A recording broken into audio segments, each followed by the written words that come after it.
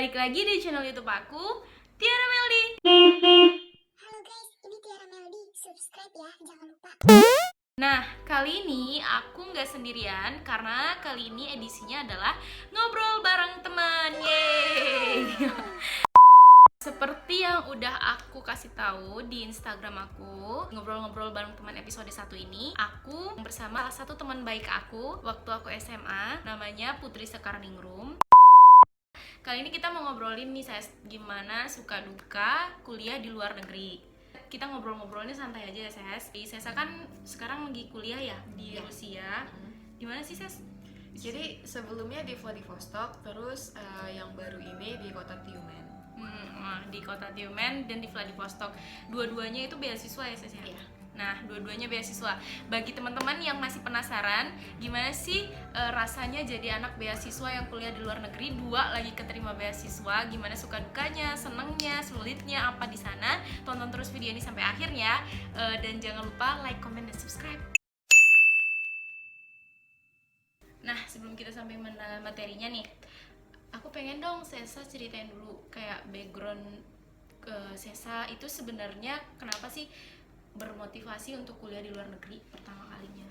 Oke, jadi aku tuh beruntung dari kecil udah terekspos dengan yang namanya kehidupan akademis gitu, karena dibawa dengan ibuku kuliah S2 sama S3-nya beliau.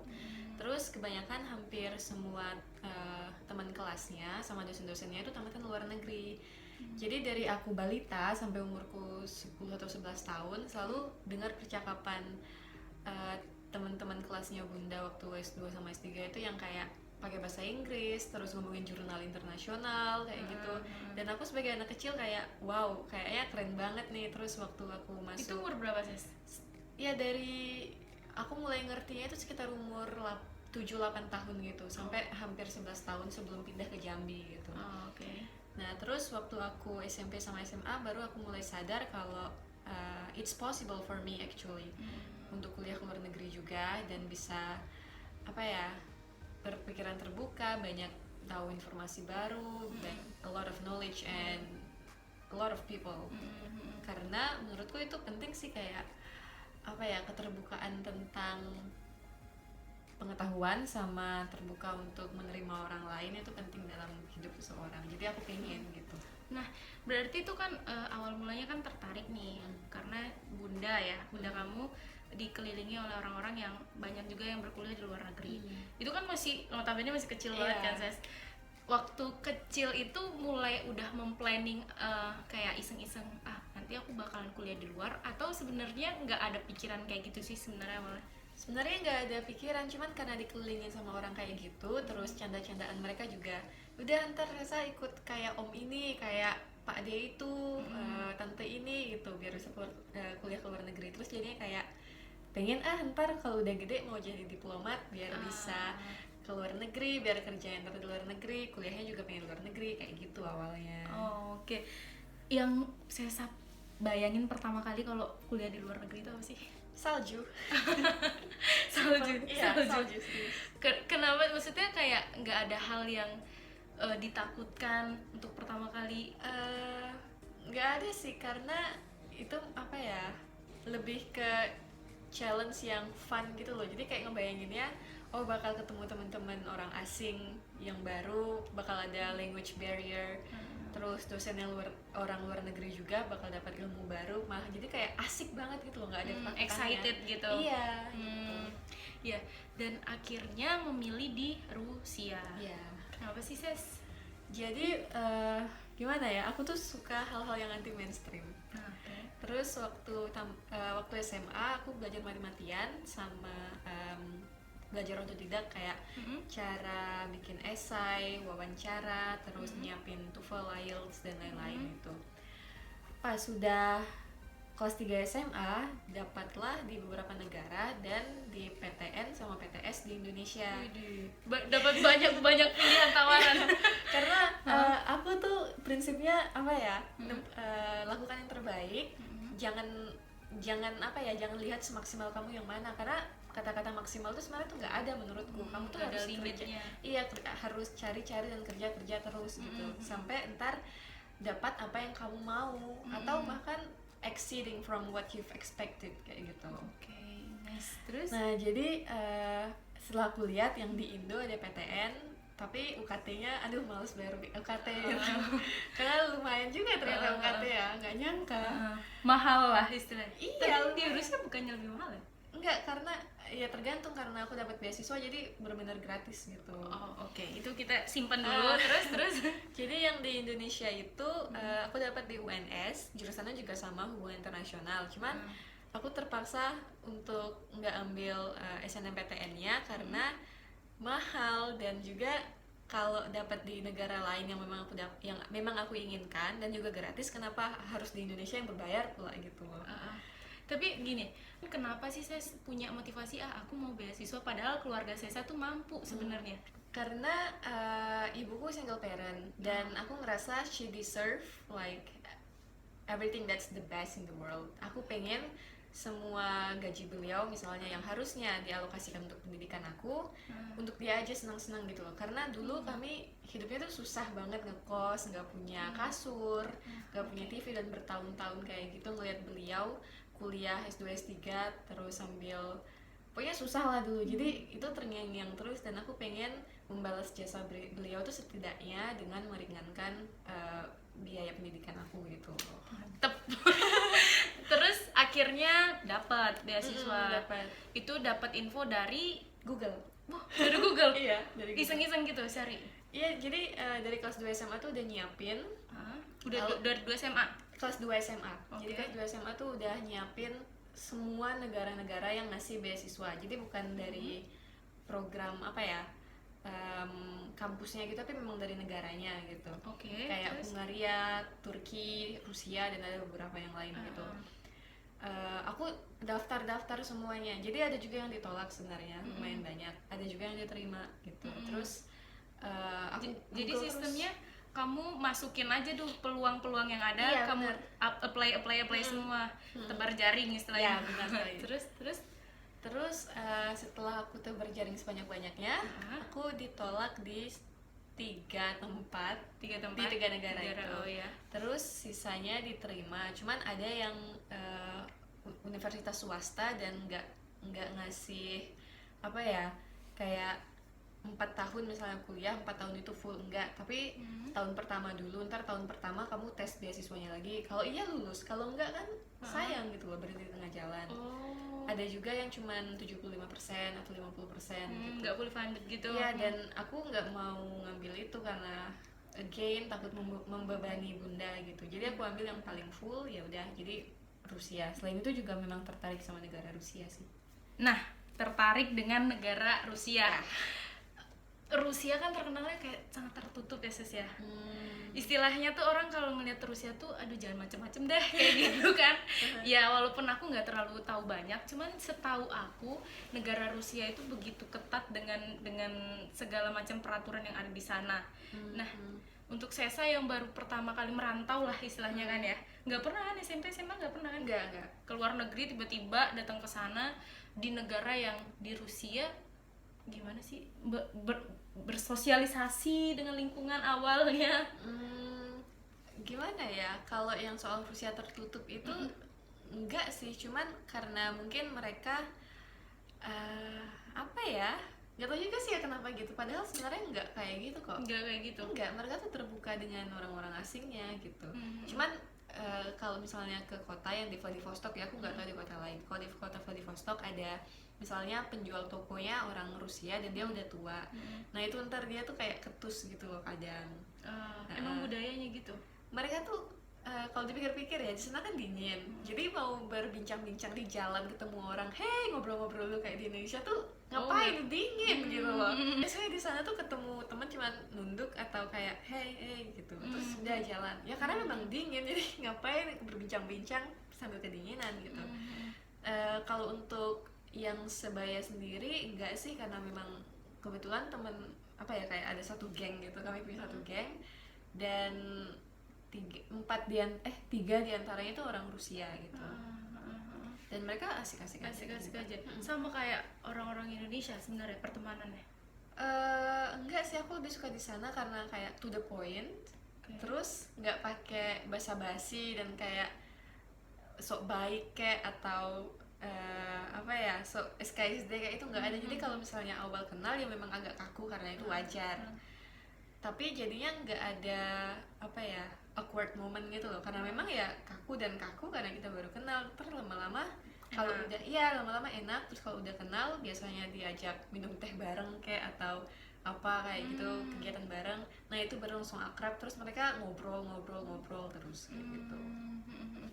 Dan akhirnya memilih Rusia tuh sebenarnya nggak ada gambaran sama sekali tentang Rusia awal mulanya. Sama sekali Nggak ada, cuman tebar jaring tiba-tiba ada karena tertarik dengan beasiswa, masuk ke sana. Sesuai ekspektasi nggak? Enggak. Maksudnya kenapa nggak sesuai ekspektasi? Karena dulu ngebayangin kayak easy peasy lemon easy gitu loh, kayak keluar negeri, kuliah, lulus, wow semuanya indah gitu. Keren gitu. Ternyata tuh enggak gitu, banyak banget masalah, ada culture shock lah, ada ini itu segala macam, masalah kecil, masalah yang sangat-sangat besar. Dan itu semuanya harus dilaluin sendiri. Jadi sebenarnya yang bikin nggak sesuai ekspektasi itu karena kalau di Indonesia kan kita apa ya, tentang hukum atau tentang aturan itu bisa neko-neko lah gitu. Maksudnya gimana tuh? Kayak misalnya mau ketemu enggak, misalnya apa ya, ngantri contohnya. Indonesia tuh main serobot biasanya gitu. Iya. Di sana tuh enggak. Di sana misalnya mau ngantri, misalnya ngantri ke bikin temu dokter gitu. Kamu tuh harus nanya siapa yang terakhir gitu. Ntar orang yang terakhir udah bilang saya gitu. Sangat-sangat menghargai tata tertib, disiplin kayak gitu. Tapi awalnya memang susah karena terbiasa di Indonesia, cuman lama-lama malah jadi seneng. Tapi pas udah kebiasa di sana, waktu balik Pas ke Indonesia balik, dibilang bingung. kaku. Oh iya, Dibilang kayak kaku, dibilang ribet kasar, banget ya gitu. kayak saya apaan sih, kaku banget jadi orang kayak kanebo kering gitu. Iya. Tapi aku jujur lebih suka sistem yang di sana gitu. Kayak sistem itu benar-benar hitam dan putih gitu. Itulah kenapa yang membedakan orang Indonesia belum terlalu maju mungkin ya, Ses, ya. Kemampuan untuk disiplinnya itu masih kurang kali ya. Nah tapi gini, Ses, nggak sesuai ekspektasi kan. Pasti banyak banget orang di luar sana yang menganggap bahwa ketika kita kuliah di luar negeri itu kan istilahnya membanggakan orang tua. Pasti istilahnya, apalagi beasiswa fully funded, siapa yang nggak bangga kayak gitu. Tapi kan yang ngerasain gimana problematikanya itu kan kita, apalagi orang yang nggak pernah merantau sama sekali tiba-tiba di luar. Nah kamu tadi sempat ada nyinggung dikit, katamu nggak sesuai ekspektasi, culture shock dan lain-lain. Nah kebetulan tuh di Instagram ada yang nanya, Ses, sebenarnya mau jadi pada nanya gini, culture selama di luar negeri tuh apa aja sih yang kamu rasain? Yang kalau tadi kan soal yang baiknya ya. Kalau yang baiknya berarti walaupun ada shocknya, cuman itu kan terbiasa dan adaptasinya enak. Tapi kalau misalnya hal yang nggak kamu bikin nyaman di sana tuh apa sih? Ada, jadi di Indonesia hal-hal tentang apa ya, kayak bercumbu di tempat umum dan lain-lain itu masih tabu banget, nggak boleh. Kalau di sana tuh biasa aja. Jadi teman kamarku yang dia orang dari Amerika Selatan, jadi di sana kan tinggalnya di asrama. Terus dia itu sering bawa pacarnya sampai jam 2 malam, jam 3 malam di kamar itu. Satu kamar berapa orang? Berdua. Oke. Terus jadi suatu hari aku pulang, mereka tuh habis have sex kayaknya, tapi pintunya tuh nggak dikunci dan aku baru pulang dan aku capek sekali gitu. Dan kaos kakinya ditaruh di atas kasurku, di atas bantal. Jadi aku kayak pas itu siang-siang aku baru mau and then pulang. ketika kamu masuk kamu Ya melihat, kaget gitu. kamu melihat itu. Iya, dan itu bukan sekali Itu kali shock doang. sih. Kayak dia juga pernah bawa cowoknya yang lagi mabuk, terus cowoknya tidur di kamar nggak bilang sama aku gitu. Oke.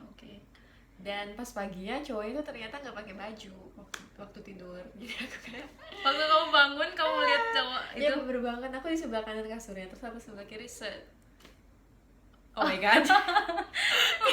Iya ya. Zina mata ya. Gimana ini? Terus waktu itu lama, Ses, kejadiannya. Akhirnya kami sempat berantem gitu loh, berantem lumayan besar, dan akhirnya memutuskan untuk aku pindah kamar aja gitu daripada ribut terus, males gitu. Terus ada lagi. Itu orang Rusia. Enggak, bukan. Orang dari Amerika Selatan. Negaranya aku sensor. Jadi Jadi sebenarnya bukan Rusianya ya, tapi lebih kepada person-person yang datang. Iya, negara-negara lain gitu. Kalau Rusia paling yang tadi tuh aku bilang kayak terlalu kaku gitu loh. Oh, Tapi setelah itu enggak. Rusianya nggak ada masalah malah. Enggak sih, paling kayak mereka agak kasar, terus Bukan kaku. kasar, kayak ketus gitu ya. Iya, ketus maksudnya, Ah, ketus. oke. Kayak gitu sih. Oh. Karena mungkin karena di situ juga banyak, kalau kita kan di Indonesia walaupun banyak dari daerah beda-beda tetap orang Indonesia. Tapi kalau di sana kan berarti kan dari negara-negara macam-macam, itu yang membuat kamu tuh ngerasanya kayak belum lagi adaptasi dengan negara Rusianya, udah harus Iya. adaptasi lagi dengan culture orang Amerika dan lain-lain gitu ya. Iya. Yang paling nyebelin tuh dari negara mana sih, Sis? Aku nggak mau bilang deh. Pokoknya ada ini orangnya yang juga Oke. pernah jadi teman sekamar aku. Mhm. Kami selama hampir setahun itu nggak tahu nama satu sama lain. Padahal sekamar. Iya, kerjaannya berantem terus. Kayak dia ngidupin lagu kencang-kencang, aku lagi belajar, aku suruh stop, dia marah sampai gebuk meja gitu. Aku bawa temen ke kamar, temen cewek yang orang Indonesia, dia nggak suka, katanya ribut gitu, terus marah, diusir, kayak gitu kayak. Tapi negaranya aku sensor, tapi nggak jauh-jauh dari Indonesia negaranya. Ah, terus walaupun gitu, gimana sih penyelesaian konflik kalau orang-orang di sana tuh, Ses? Kalau konfliknya lumayan besar, ada organisasi siswa internasional dan Rusia namanya ARIS di kampusku yang lama ya, yang di Vladivostok. Jadi kayak kasus yang pertama itu yang teman kamar having sex dan lain-lain itu diselesaikan dengan orang ketiga gitu. Jadi ada mediatornya. Oke, kamu ngelapor gitu. Iya, aku cerita gitu. Karena pas itu aku belum bisa bahasanya, dia juga bahasa Inggris nggak lancar banget. Aku masih culture shock banget, masih bingung karena itu baru beberapa hari setelah nyampe di Rusia gitu loh. Jadi kayak semuanya terjadi di saat yang bersamaan, aku bingung. Iya, itu tuh di tahun-tahun awal ya. Iya, 2016. Terus Tapi kalau masalah-masalah yang selanjutnya tinggal ngomongin aja kayak aku nggak suka ya kamu kayak gini, ini kamarku juga kayak gitu. Dan akhirnya kalian damai dengan pindah kamar. Akhirnya nggak terlalu damai sih, aku memutuskan untuk pindah untuk mendamaikan suasana. Gitu. Ya. Terus pertama kali kan kamu datang ke sana. Apa sih yang kamu lakuin pertama kali? Cari kos juga gak sih, Ses? Apa udah ada gitu tuh? Udah disediain dan itu kayak hotel, serius. Dan murah. Murah. Lebih murah daripada kos di Indonesia, serius. Berapa? Sebulannya di tempatku itu termasuk mahal yang di Vladivostok, hampir 700.000 rupiah sebulan, sudah dengan cleaning service, Oh iya. sudah dengan kasur, matras, lemari, maksudnya itu untuk belajar, itu meja belajar, kursi, terus ada bathtubnya di dalam. Oh iya. Iya, air panas, Tapi air sharing dingin. ya. Sharing berdua. Kalau yang kamar sendirian tuh cuman buat anak S3 aja. S3 dan itu lebih mahal. Iya sih kayaknya karena dia sendirian gitu. Berarti lebih mahal di Indonesia ya.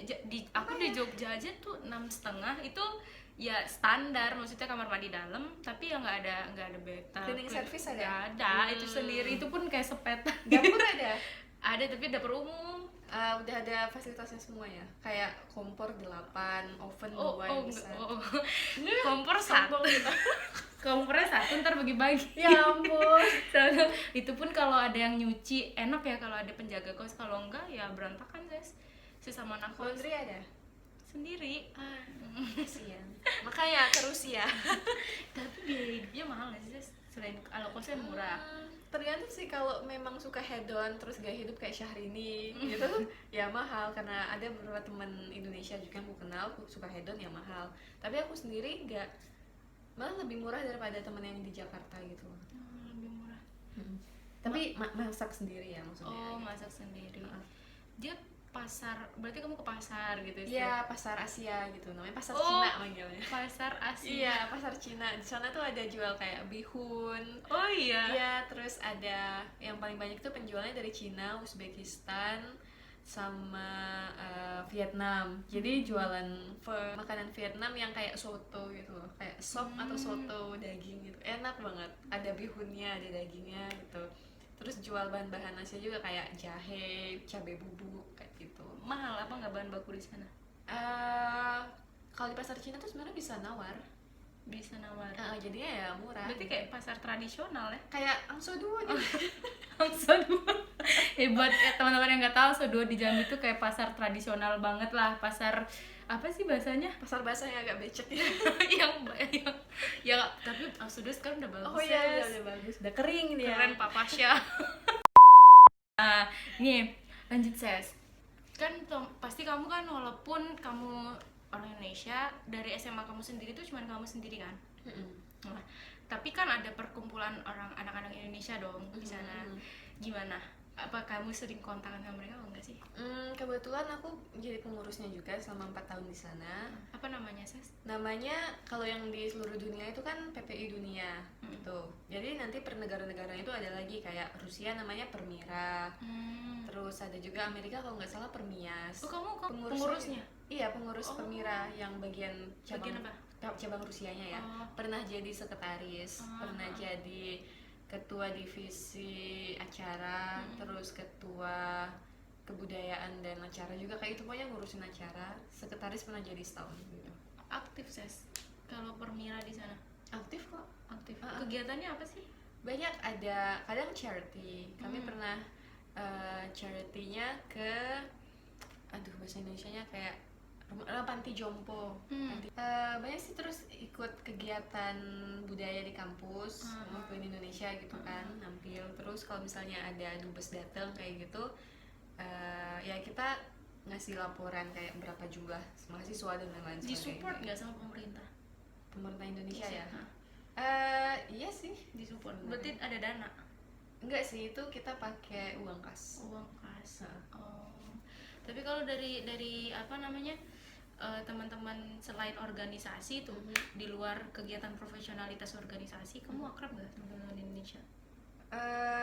Kurang sih sebenarnya, karena aku mikirnya udah di luar negeri temenannya sama Indonesia lagi tuh. Tapi memang ada teman dekatku orang Indonesia. Kamu sesama teman-teman Indonesia itu sering nggak mengeluhkan keadaan di sana gitu? Oh, kalau kalian di sana ya paling ngeluhin kayak dosen kayak atau fakultas ini berat banget sih kuliahnya, bentar lagi ujian, standar lah ya, kayak permasalahan mahasiswa gitu. Aku dengar-dengar sekarang kan kamu itu ya, saya sempat stop dengan di kuliah yang sekarang, yang sebelum itu ya di Vladivostok ya, sempat stop, terus sekarang itu balik ke Indonesia karena mau ngurus untuk pergantian sekolah. Iya, sekalian mau mengobati fisik dan mental gitu. Fisik dan mental, emang kenapa sih berat ya? Ada sebuah masalah yang sangat besar sempat terjadi di sana, terus itu bikin, udah lama sih, lumayan lama, cuman itu bikin aku terluka secara mental banget. Terus berefek juga ke tubuh. Jadi Maret kemarin waktu aku pulang akhir Februari, akhir banget. Terus Maret aku operasi di Jambi di sini. Operasi? Jadi aku punya masalah ginjal lumayan lama dan itu udah kayak nyebar-nyebar gitu loh. Ya, jadi banyak yang bingung kan, kayak saya seceria itu dan seaktif itu bisa sakit ginjal, ya bisa lah. Kenapa sampai sakit? Karena banyak pikiran? Iya, karena stres, karena masalah yang tadi aku ceritain itu. Cuman aku nggak mau cerita ya. Gitu. Ada permasalahan di sana dan itu masalahnya besar banget. Terus aku pendem lumayan lama, akhirnya aku blow up. Cuman aku jadi nambah kayak pikiran lagi. Terus tambah lagi juga masalah di kampus, kayak di sana kan aku kuliah pakai bahasa Rusia. Sedangkan aku belajar bahasa Rusia itu baru akhir 2016. Jadi aku ngerasa sangat terkungkung dan apa ya, aku ngerasa suffocated gitu loh. Kayak ngerasa paling ngedown banget. Jadi udah aku pulang karena sakitnya udah parah banget yang secara fisiknya ya. Udah berapa kali masuk rumah sakit, dijemput ambulan udah berapa kali. Terus kayak ya udah, akhirnya tuh stop gitu. Oke. Karena selain apa permasalahan yang tadi yang nggak bisa disebutin itu tadi, yang ngebuat kamu masih pengen survive itu kan udah lama ya katamu. Yang masih ingin pengen udahlah aku harus bertahan tuh apa sih, Ses? Karena aku tahu itu bukan salahku gitu loh. Karena dan juga aku mikir ini mimpiku selama ini, masa aku harus menyerah demi salah orang lain gitu. Masa aku yang jadi korban dan aku yang tersiksa gitu kan? Nggak bisa, aku harus bisa lebih kuat daripada si pelakunya kayak gitu contohnya. Berarti person ya? Iya, masalahnya gitu. Masalah di person. Mm-mm. Dan itu mengganggu kamu secara psikis dan Mhm. mental dan juga kesehatan kamu. banget. Dan gak ada yang nolong. Untuk cukup lama nggak ada yang nolong, lalu akhirnya sempat ada mediatornya gitu, cuman nggak ada perubahan yang signifikan sih gitu. Mediator maksudnya dari mana sih? Dari anak Indonesianya juga Oh. gitu, cuman menurutku nggak ada perubahan yang signifikan banget, dan akhirnya aku harus berjuang sendirian lagi dengan bantuan. Ya ada sih bantuan kayak dari pacarku misalnya kayak gitu. Pacaran sama bule ya. Iya. Terus akhirnya ya masih aku lihat sih gimana kasusnya sekarang kayak gitu. Tahu kamu Baru tahu sebulan yang lalu. oh selama itu kamu pernah sendiri? Benar-benar pernah? Iya. Oh my god. Jadi selama ini aku sakit Kuat banget. infeksi darah, infeksi Infeksi darah juga. infeksi ginjal kronis sudah, terus yang paling kemarin itu yang paling terbaru infeksi ginjal kronis ditambah dengan infeksi sistem pencernaan akut. Dan itu yang sampai masuk rumah sakit seminggu lebih, terus itu yang bikin aku pulang karena sakitnya udah luar biasa parah banget. Terus orang tua masih nggak tahu. Akhirnya sebulan yang lalu baru aku cerita ke ibuku kayak alasan kenapa aku sakit, stres dan nggak nyaman di sana itu karena ini gitu. Oh. Dan hal ini nggak bakal menghentikan aku untuk kembali lagi ke Rusia gitu. Oke. Karena aku masih pengen balik kan. Mimpimu masih di sana. Iya jelas, itu Cuma mimpiku. terhalang karena Iya. orang itu. Iya gitu. Pas balik masih dapat izin, guys. Maksudnya walaupun kamu bilang sama bunda kan, aku tetap akan ke sana dengan segala macam dalam tanda kutip ya penderitaan yang kamu rasain di sana masih dibolehin. Masih, karena setelah aku jelasin awalnya kayak ragu-ragu gitu loh, udahlah di Indonesia aja, di universitas terbuka aja di Jambi dan lain-lain atau di Unja gitu. Cuman aku kasih argumen karena memang ibuku orangnya kayak apa ya, harus logis dan jelas dan nggak neko-neko gitu. Jadi aku pas itu merencanakan bikin konferensi meja bundar ini Berdua. bertiga bertiga. sama papiku gitu. iya. Nanti ada vetonya gitu misalnya nggak setuju kan. Iya. Cuma pas itu papiku lagi pergi dan aku kepikiran kayaknya ini momennya deh bilang ke bunda. Terus aku bilang, bunda bun, Caca pengen cerita tentang ini. Jadi ini terjadi, aku ceritain kejadiannya gimana dari waktu Sedetail kapan itu. ya. Dan akhirnya aku jelasin aku sekarang udah jauh lebih kuat dan aku pengen kembali karena aku pengen nyelesain apa yang aku mulai gitu. Bukan karena Mas Bule. Enggak, nanti juga LDR. Oh iya, jadi beda kampus gitu ya. Beda kampus, beda kota, jauh banget. Oke.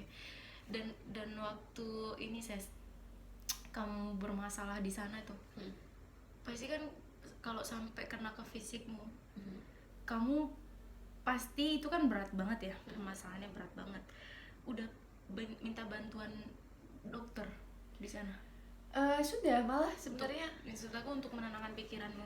aku udah terapi dengan psikolog itu dari September atau Oktober 2018 sampai dengan sekarang. Tapi minum obat dengan dokter saraf itu dari awal 2019. Terus sekarang aku lanjutnya ke minum obat dari psikiater di Indonesia, di Jambi maksudnya. Oh, lanjutnya ke sini. Iya, karena nggak bisa berhenti aku minum obatnya harus gitu. Terus sorry nih aku tadi kan kita sempat ngobrol-ngobrol ya. Tadi Sesa pertama kali ketemu terus Sesa cerita kayak maaf ya, pas di Indonesia baik ini kan Sesa sempat cerita katanya Sesa terdiagnosis kena penyakit bipolar gitu ya. Nah, perasaannya waktu tahu itu tuh gimana sih? Aku didiagnosa itu tahun lalu sebenarnya, bukan pulang sekarang. Oh, itu udah tahun lalu. Oh, Sama psikolog yang nanganin aku dari 2018. itu sebelum kena masalah? udah. Ini Oke. masalah itu 2017. Dan pas jadi tuh dikasih tes kan. Dikasih tes dan hasilnya 9 dari 11. Jadi sangat tinggi gitu. Terus selain tes yang kayak dari tertulis itu juga, si psikolog itu juga bilang dia pengen cerita, cuman nggak etis lah kalau dari telepon, karena pas itu aku konsul dengan dia tuh dari telepon terus Telepon, dari Vladivostok ke Jambi gitu. Kira dia bilang oh ya, kamu suruh balik. terus pas di ruangan psikolognya itu aku langsung kayak ketawa aja gitu, kayak sedih, kaget, cuman lebih ke lega gitu. Lega. Sebenarnya tuh lega banget karena jadinya kita tahu apa yang harus kita lakuin. Oke. Gitu. Nah, itu buat teman-teman yang ngerasa ada permasalahan gitu di dirinya, jangan sampai takut ya Ses ya untuk konsul, karena itu ngerasa jadi lebih lega justru. Iya banget, sangat membantu. Sangat membantu, jadi nggak takut gitu Ses. Kan orang-orang sekarang kalau kita ya yang sadar kesehatan mental itu nggak boleh jadi permainan kan, itu kan menghargai orang yang berani untuk datang ke sana, ke dokter untuk menyembuhkan dirinya sendiri, itu kan kita sangat apresiasi. Tapi kan banyak juga orang di luar sana yang masih menganggap itu sebagai hal yang kayak nggak normal dalam tanda kutip. Banyak yang menggunakan pakai bahasa-bahasa yang merendahkan, bipolar kayak orang penyakitan banget apa kayak gimana. Padahal gila ya. padahal mah pinter, kuliah di mana-mana, tapi kan memang karena satu dan lain hal harus mengalami penyakit itu. Kamu mendapat tekanan nggak dari orang-orang terdekat? Aku karena mungkin udah lama juga di Rusia, jadi tuh kebawa sifat Rusianya yang kayak bodo amat. Jadi kayak kalaupun ada yang ngatain atau yang sok kepo banget kayak gitu, kayak bodo amat. Kecuali kalau memang dia bukan kepo tapi nanya peduli gitu, aku mau ngerespon. Tapi kalau dia kepo, aku kayak Google aja sih. Kalau ada yang ngatain saya gila ya gitu, beneran dia nanya. Dan itu salah satu orang terdekat gitu loh. Saya gila ya gitu. Iya, tuh lah saya gila ya. Terus aku kayak oke. Jadi aku juga bingung, tapi yang paling penting itu jangan takut sama stigma. Jangan takut sama stigma, jangan takut sama asumsi, karena kita yang ngejalanin gitu. Dan bahkan sekarang di Indonesia pun aku ke psikiater itu pakai BPJS. Jadi udah ditanggung. Iya, jadi ke puskesmas bilang gangguannya kalau saya didiagnosa kapan kayak gitu dengan penyakit gini, saya pengen ke psikiater gitu. Ntar kalau misalnya Ribet nggak sih ngurusnya?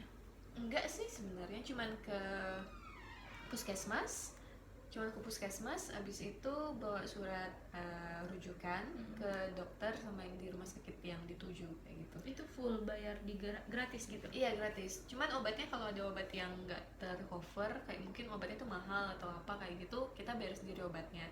Cuman selebihnya obat yang masih di cover itu ada banyak, benar-benar gratis pakai BPJS, konsul dokternya juga gratis gitu. Ngerasa lebih lega kalau sudah gitu, tapi sadar bahwa itu harus mengkonsumsi obat terus.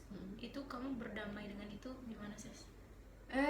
Awalnya nggak berdamai sih ya, agak susah nerima. Cuman aku tipe orang yang satire dan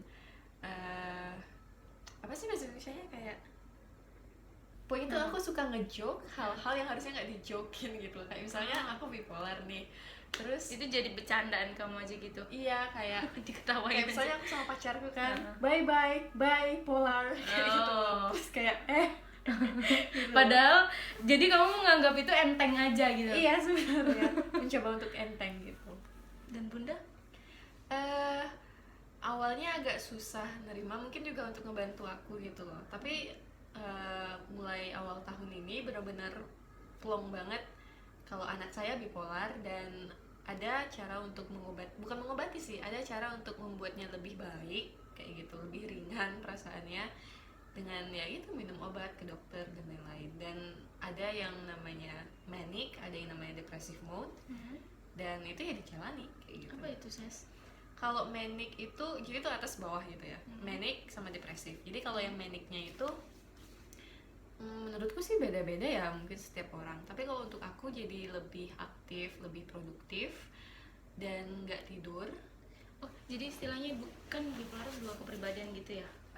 Gimana sih? Dua polar yang berbeda gitu loh. Oh, bukan kepribadian bukan? Bukan sebenarnya, beda. Kalau kepribadian ganda itu beda lagi. Beda. Berarti dua pola interaksi kali ya? Polar itu dua kutub yang berbeda gitu loh, benar-benar beda banget. Tapi dalam diri kamu Ya. sewaktu-waktu bisa berubah dengan cepat gitu. Enggak dengan cepat, malah tuh kalau aku pas SMA itu malah lama, kayak maniknya itu bisa setengah tahun, bisa berbulan-bulan.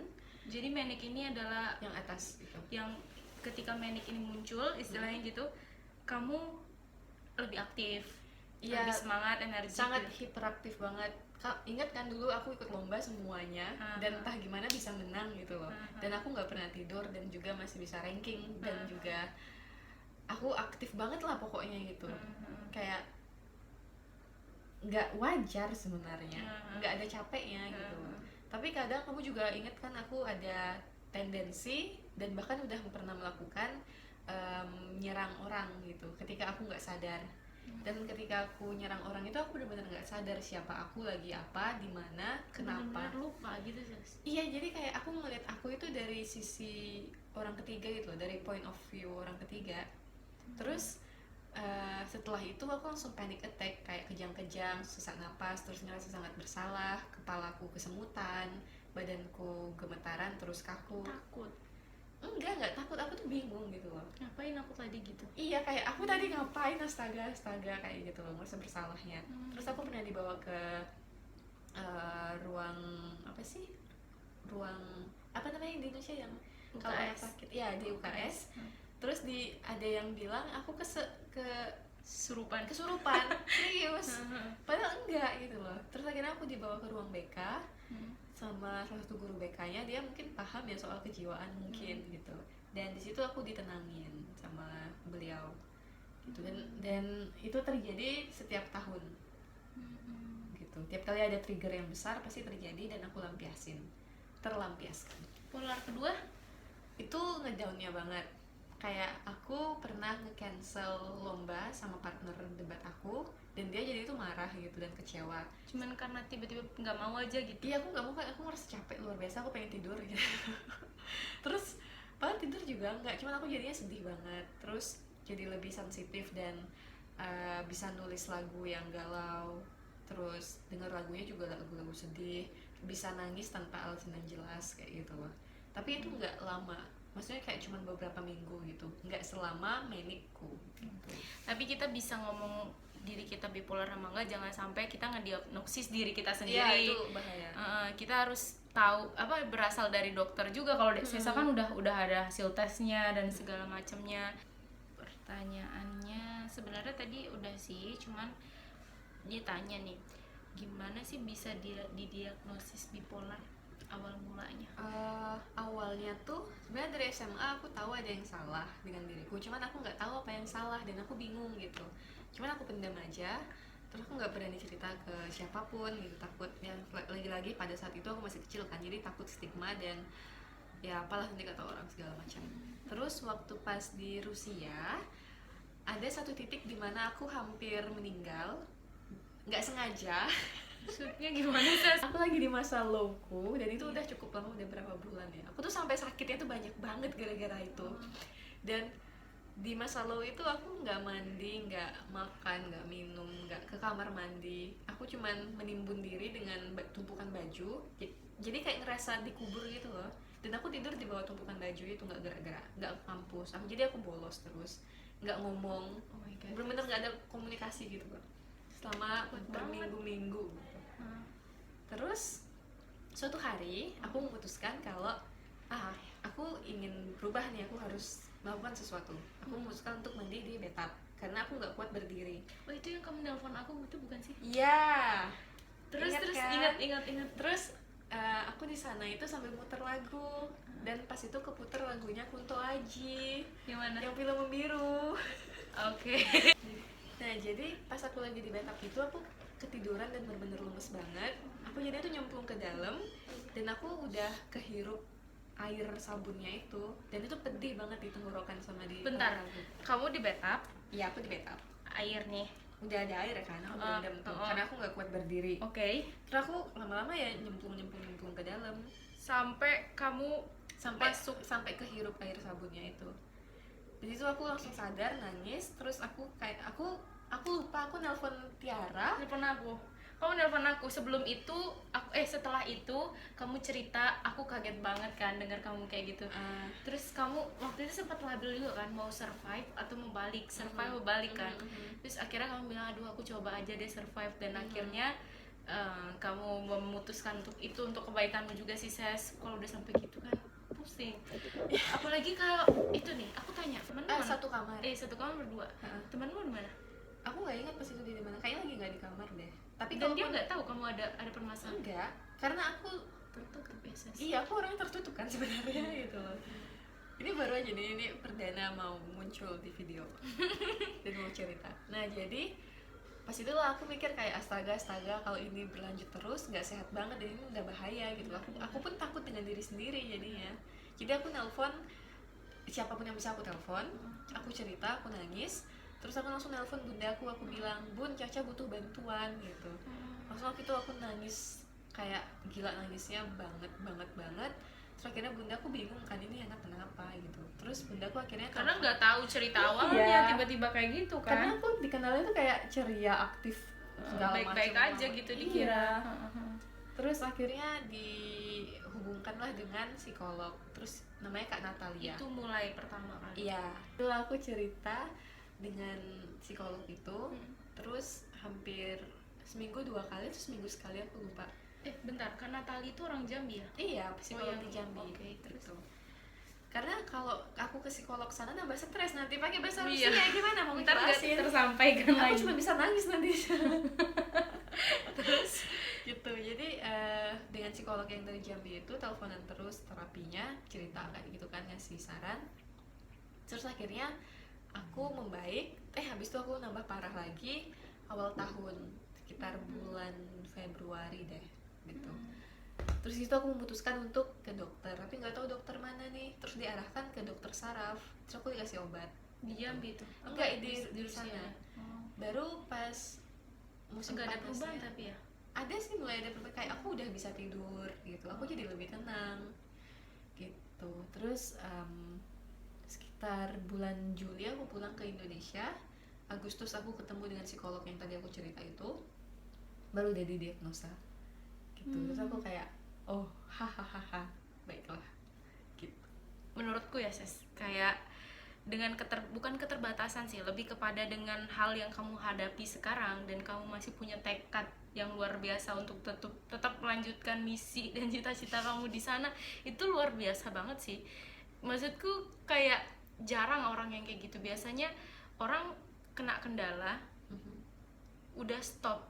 Kendala itu karena gagal, tapi kamu bukan karena gagal, tapi karena itu udah merusak mental, jiwa, fisik, badan, tapi kamu tetap mau maju. Itu Mungkin karena aku keras kepala juga ya, jadi kayak harus aku maksa diri emang sendiri. yang diharapin apa sih Sis? Aku sebenarnya nggak ada harapin apapun, aku cuma tahu kalau aku harus nyelesain apa yang aku mulai. Dan Walaupun mulai dari awal.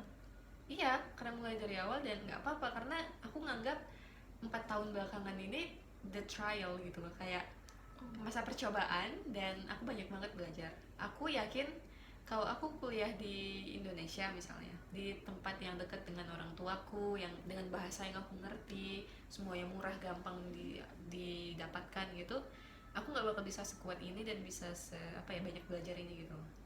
Kalaupun memang dulu sempat nyesel, tapi aku pikir-pikir lagi, aku nggak nyesel sih. Kalau memang waktu berulang, aku nggak apa-apa ngelewatin ini lagi gitu loh, dengan step-step ini lagi. Karena banyak banget. Kalau ada permasalahan lagi dengan orang dan kamu sendirian di sana, gimana? Aku jadinya bakal bisa lebih kuat untuk menghadapinya dan tahu apa yang harus aku lakuin. Aku nggak bakal sebingung aku yang dulu, karena kan dulu aku masih kecil juga kan, masih 17 tahun langsung merantau gitu. Oh iya ya. Iya. Kamu masih kecil banget ya, Ses. Aku baru sadar loh. Terus kamu udah dihadapin dengan yang membingungkan kayak gitu. Makanya nanti kalaupun ada sesuatu, amit-amit lah, kalau misalnya ada sesuatu yang terjadi, amit-amit, aku bakal bisa lebih siap dan lebih dewasa ngadepinnya. Orangnya masih nggak kontakan lagi berarti? Sama sekali enggak lah. Untukku dia udah mati gitu. Itu lebih gampang sih. Berarti sebenarnya kalau aku tangkap dari tadi tuh kamu tuh sebenarnya nggak ada masalah dengan Rusianya ya? Nggak ada masalah Iya. dengan Rusianya. Tapi kalau soal ini nih, soal gimana cara kamu misalnya, kalau kita kan Muslim ya, orang Indonesia Muslim, terus kalau di sana beribadah gimana sih? Menurutku kalau untuk muslimnya ibadah harusnya nggak ada masalah sih, karena kita bisa sholat dimanapun loh. Tapi ada ya temanku, dia juga di Rusia gitu, dia cerita kayak harus masuk apa istilahnya, tempatnya tuh kayak di bawah tangga, maksudnya sih. terbatas, terus Iya, masjidnya nggak ada dan lain-lain. Itu gimana sih? Tergantung tempat juga sih, kayak ada namanya kota Kazan, dia tuh masjidnya banyak dan besar gitu. Ada juga kotaku Vladivostok, masjidnya itu bukan masjid sih, lebih kayak ke Islamic Center. Jadi itu kayak tempat apartemen yang kosong gitu loh, kayak kamar apartemen yang kosong. Ada pengurusnya? Nah itu aku nggak tahu, soalnya cewek nggak boleh masuk, beda mazhab. Cewek. Oke, terus? Ya jadi aku nggak pernah kesana gitu, cuman dengar doang, terus dengar cerita dari teman-teman yang cowok yang udah pernah kesana. Terus kalau kotaku yang baru nanti aku juga sebenarnya kurang tahu sih ya gimana, tapi menurutku nggak ada masalah lah. Tuhan itu maha tahu dan pemaaf. Bahkan kita di kamar aja bisa sholat Iya, gitu ya, gitu. asal mau. Iya sama, itu yang susah. Kalau soal adaptasi, kalau tadi kan adaptasi dengan lingkungan sosial, yang mana itu mungkin bisa diselesaikan oleh himpunan-himpunan yang tadi yang kamu jelasin ya kan, atau diselesain dengan cara diomongin. Tapi kalau dengan bahasa gimana sih? Bisa karena terpaksa sih, sama kayak kamu bisa bahasa Jawa karena udah kuliah di Jogja kan. Iya Kalau sih. di sana udahlah, memang ada fakultas persiapannya dulu, namanya fakultas persiapan. Itu kita belajar bahasa Rusia sama beberapa mata kuliah yang mata pelajaran yang bakal muncul di mata kuliah nanti, kayak misalnya geografi, budaya Rusia, literatur Rusia, sejarah Rusia, dan lain-lain kayak gitu. Oh, itu di awal kuliah? Iya, di awal itu. Jadi 1 tahun itu belajarnya bahasa dan beberapa mata kuliah yang fondasinya dulu gitu loh. Oke. Dan itu semuanya belajar pakai bahasa Rusia. Jadi belajar bahasa Rusia pakai bahasa Bahasa- Rusia. Iya. Gimana belajar langsung praktis? terus Dan di sana benar-benar kayak anak TK gitu loh, karena belajar dari alfabet. Oh. Alfabet, terus grammarnya benar-benar dari nol banget, ngerasa kayak anak TK banget gini. Udah bisa bahasa Rusia, Ses? Ya bisa karena terpaksa. Tapi kalau ngomong sama orang lain yang bukan dari Rusia pakai Inggris? Pakai tergantung sih. Kalau mereka bisa bahasa Inggris, aku lebih lebih suka bahasa Inggris karena lebih apa ya, aku lebih bisa juga gitu. Tapi kalau kebanyakan dari mereka nggak bisa bahasa Inggris, jadi ya Walaupun itu dari luar, negara luar. iya. Misalnya kayak dari India, dari India beda. India mereka memang pakai bahasa Inggris kan, karena aku kasih jalan Inggris. Kayak misalnya Vietnam itu jarang yang bisa bahasa Inggris. Kalau di sana teman-temanku, jadi kami komunikasi pakai bahasa Rusia tuh. Kalau nggak bisa awal-awal tahun tuh pasti kan ada nih yang belum Harus bisa. pakai isyarat ya. Iya kayak Makan gitu. Iya kayak makan gitu. gitu. Atau misalnya nanya, aku sering nyasar tuh. Dia nanya kampus gedung D di mana? Sono. Terus aku harus mikir kayak Itu maksudnya apa sih? Oke. Itu menurutmu bahasa penting banget gak sih? Oh penting banget lah. Penting banget ya. Sering miskom juga nggak karena bahasa? Iya, kayak aku miskomunikasi dengan dokterku, makanya nggak ketahuan dan operasinya di Jambi, bukan di sana. Maksudnya nggak ketahuan? Maksudnya aku selama 3 tahun sakit infeksi ginjal, udah kronis kan, dan udah nyebar gitu. Tapi banyak hal, apalagi istilah-istilah medis yang dalam bahasa Indonesia aja kita bingung, apalagi dirusiakan gitu kan. Kita nggak ngerti kita ini sakit apa gitu loh, harus ngapain. Apa nggak dicek, Ses? Udah dicek. Pakai alat maksudku. Nah itu yang aku nggak ngerti gitu loh. Kayak biasanya tuh tiap kali sakit aku diceknya tes laboratorium memang gitu.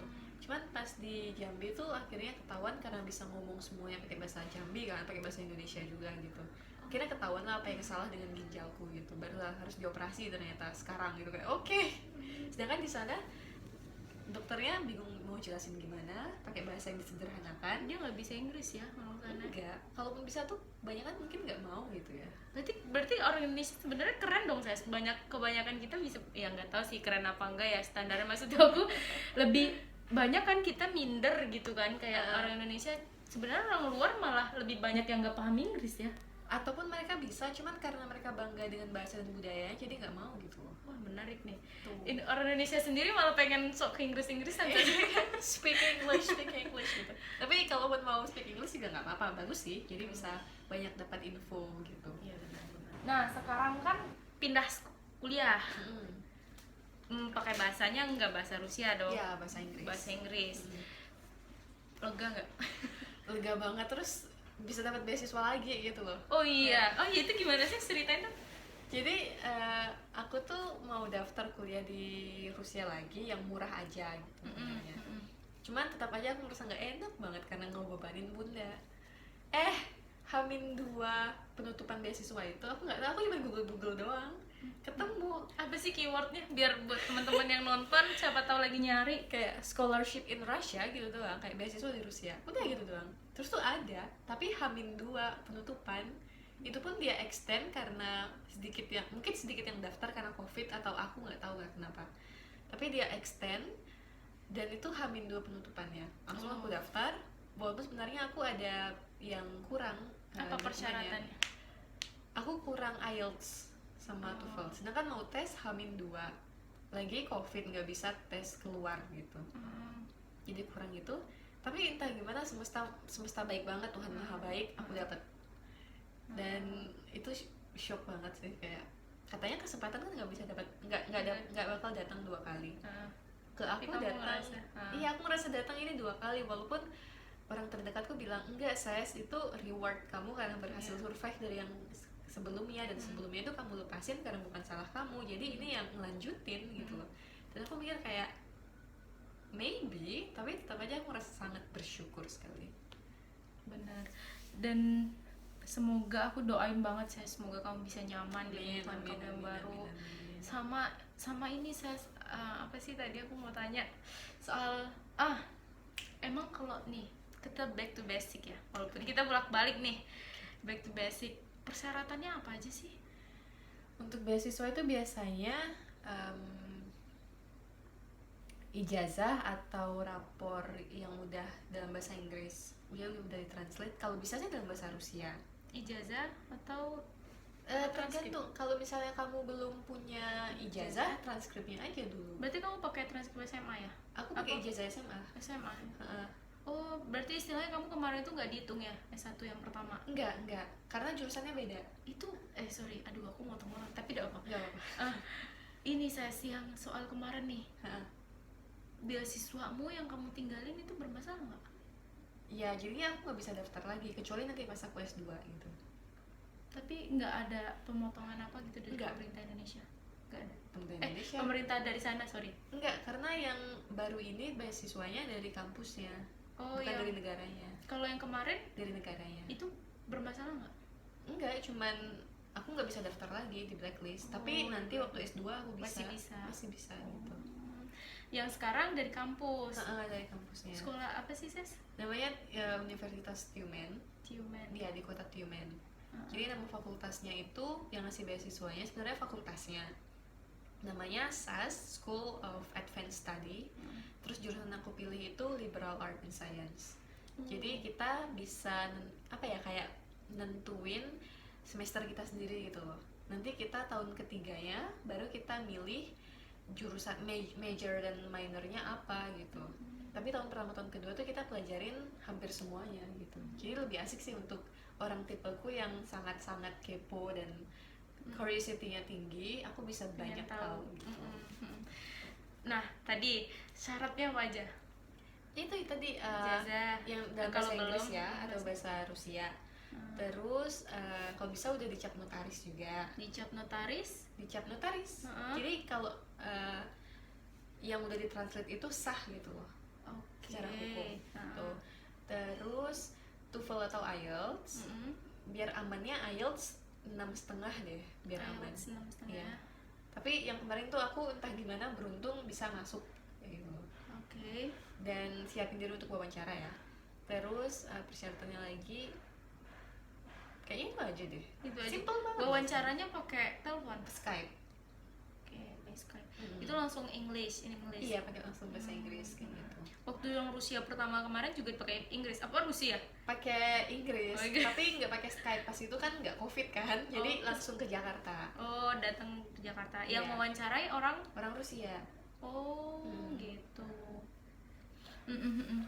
Sama biaya kalau itu saya bolak-balik Rusia sini berapa sih? Tergantung kota sih. Kalau Selama yang inilah yang kamu kalau jalanin. yang kemarin itu bolak-balik 9 juta, hampir 10. 10 udah kayak UKT ku satu semester woy. Wow. Ya enggak, iya UKT ku satu semester dua semesteran lah. 10 juta kan? Iya. Ya aku 6 jutaan ya kan, di setengah gede kan hitungannya. Kalau di sana UKT berapa sih? Jujur aku nggak mau tahu karena aku takut pas itu. Kalau di kampusku yang lama itu tergolong kampus yang mewah gitu loh, jadi lumayan tinggi. Dan aku jujur nggak mau tahu karena aku takut kebayang-bayang kayak astaga ini UKT tinggi, aku dapat beasiswa aku harus dapat yang perfect semuanya gitu. Takut beban jadi. Ya, aku cuma taunya itu mahal dari pacarku karena dia bayar sendiri, dan dia tuh selalu ngeluh kayak aku bayar lagi UKT lagi, dan tapi aku nggak mau tahu. Kalau yang sekarang Aku juga nggak mau tahu, tapi lebih mahal karena programnya pakai bahasa Inggris. harus pintar banget ya Ses kalau orang mau dapat beasiswa. Aku aja dapet. Yang penting tuh mau nyari, iya nggak sih? Bener, yang penting mau nyari, terus ada berdedikasi gitu loh, Uh, bukan setengah-setengah. ini motivasi Ses, aku kan pengen S2. Tapi kan nggak tahu di mana, tapi dan nggak tahu juga kapan. Sebenarnya kalau aku kan kalau harus S2 di Indonesia lagi rasanya bukannya S2 di Indonesia nggak ada yang bagus, bukan, sama sekali bukan. Cuman kan sebagai manusia kan pengen upgrade lah, yang dari awalnya dari kota Sumatera pindah ke Jawa, siapa tahu dari Jawa pindah ke Amerika. luar Indonesia apa kayak gimana. Cuman masih takut Ses, maksudnya masih takut nih kayak bisa nggak ya aku survive di sana sendiri, apalagi kan kalau sekarang nih ya di Jawa misalnya aku nggak nyaman sedikit balik ke Jambi tuh gampang, maksudnya kayak 2 jam aja udah bisa naik pesawat dan nggak terlalu mahal lah. Ini kan harus mempertimbangkan matang-matang tuh kalau mau balik. Harus uangnya harus banyak. Gimana sih, apa yang harus dipersiapin? Tekad. Dan Serius. tekad. Iya, tekad dan mental, dan harus ingat mimpi awalmu itu apa gitu. Itu juga yang bikin aku survive terus. Mimpi awalku tuh apa? Itu guys, buat yang teman-teman yang masih sama, yang masih ragu-ragu kayak bisa nggak sih aku kuliah di luar dan lain-lain, itu pokoknya ingat sama mimpi. Ya, mimpi paling awal itu apa? Terakhir, kesan dan pesan dari Sesa buat teman-teman di luar sana, baik yang baru lulus SMA ataupun yang sekarang ini masih ingin mencari-cari S1 di luar negeri atau S2 di luar negeri. Yang menurut Sesa yang paling basic yang harus disiapin selain tekad tadi ya oleh orang Indonesia tuh apa? Oh, makanannya.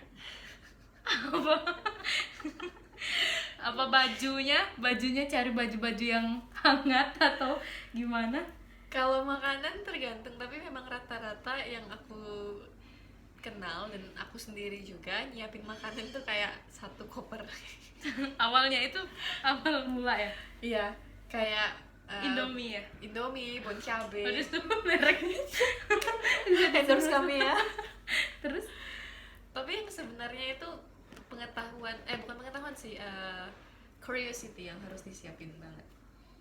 Karena kamu harus pengen banyak tahu dan pengen kepo gitu loh untuk bisa survive. Karena kalau enggak kamu ya mentok di dirimu sendiri, mentok lagi sama anak Indonesia, udah gitu doang. takut gitu nggak? Dibully nggak sih? Dibully sama siapa? Di sana nggak ada bully, nggak ada kakak tingkat, adik tingkat, nggak ada. Malah terbuka ya. di kampusku ospeknya itu kami nyewa DJ dan joget bareng di depan kampus rame-rame, nggak peduli kakak tingkat, adik tingkat, dan juga nggak ada senior segala macam. Berarti benar ya, orang-orang di sana tuh lebih ke menghargai privasi orang-orang banget gitu. Jadi di sana nggak ada kenal kamu siapa, maksudnya tuh kamu bawaannya siapa, anaknya siapa, bawa mobil apa, kakak tingkat adik tingkat, sana tuh nggak peduli. Sebenarnya sama sih di UGM juga kayak gitu, apalagi khususnya ya Visipol ya. Tempat aku Visipol itu benar-benar kayak kita nggak suka dengan adanya kasta panggilan ada kakak tingkat, adik tingkat. Itu tuh kesannya membuat yang baru itu kayak nggak ada harus menghormati yang lebih tua dan lain sebagainya. Justru itu yang membuat kita nggak cair gitu loh. Iya. Dan itu yang membuat kaku, yang ngebuat pola-pola pikir lama yang kayak harus berjarak antara kakak tingkat dan adik tingkat. Makanya sering terjadi bully, sering terjadi itu karena kan merasa ada yang superior. Nah, di kampusku juga nggak ada sih untungnya hal kayak gitu. Ya, semoga banyak kampus-kampus di luar sana yang peduli tentang privacy, itu penting banget. Amin. Oke teman-teman, terima kasih udah nonton video ini sampai akhir. Lumayan lama juga kita udah ngobrol-ngobrol. Diambil yang baiknya, yang buruknya jadi pelajaran. Dan jangan pernah takut untuk mencoba hal yang baru ya Ses ya. Dan kita harus percaya sama tekad dan mimpi kita. Apapun bisa asal kita mau bertahan dan survive. Aku yakin banget orang-orang kayak Sesa udah ngelewatin banyak hal dan dia pasti bisa jadi orang sukses sih. Amin. Itu dulu ya teman-teman. Terima kasih udah nonton dan sampai jumpa di video-video selanjutnya. Bye.